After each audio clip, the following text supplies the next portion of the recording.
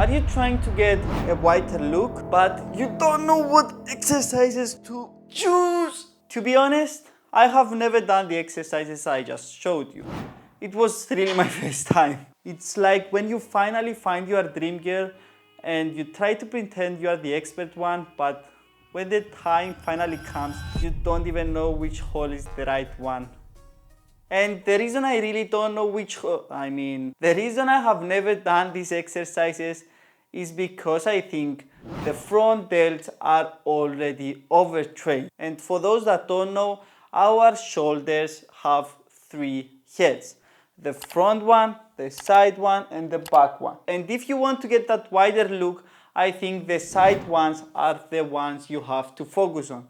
Of course, front and back are important. Every muscle in our body is important. But actually, I have never trained my front or back delts directly with any isolation work because I kind of think that especially front delts are already overtrained from other exercises like bench press or weighted dips, which I do a lot. And I also do some calisthenic skills like plunge and handstand and all those things. So I think there's no need to train them directly. Now the time has finally come. Which exercise to choose to get that whiter look? I actually use the most common one. It doesn't need a lot of time, neither any expert equipment. And yes, it's the side laterals. The only problem with side laterals is that there's a lot of room for error. And I see a lot of people doing them wrong. Now, let me explain you how to do them in simple steps. First of all, bend your arms just a bit. Not completely straight, neither 90 degrees angle. Somewhere right here. Secondly, have your arms in a pronated position, but try to bring your pinky through the air. Move your body a bit forward, and lastly, try to depress your scapula so that we can try to isolate our side delt. Now that we did all the steps, the only thing left is to do the movement.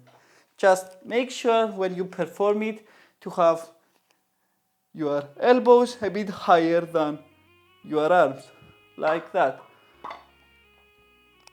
And from the side, again, all the steps.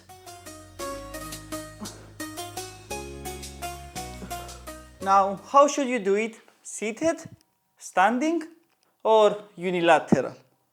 To find out about this one, we have to firstly understand that the latest research has shown that our muscles get a lot of growth stimulus when they are stretched. Of course, without neglecting all the other range of motion.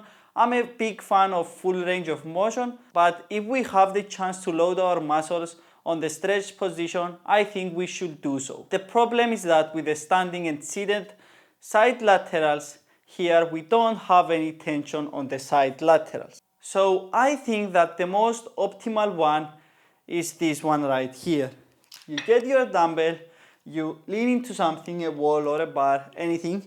You just move your legs away and your upper body close. Now you have this angle. You still do the movement exactly like before, but it uses full range of motion and has tension on your side delts stretch position. Now for the sets, reps, frequency, and how hard should you train them, I suggest you training your side delts 2 to 4 sets for 2 to 3 times a week. If you train them more frequently, choose less sets of course, and for the rep ranges of 6 to 16 or up to 20 reps. For the intensity, I like training my side delts to failure for every set, and for my last set I go beyond failure using partials or by swinging a bit with my legs. Just make sure you don't ruin completely your form. This is the only exercise I use for my shoulders,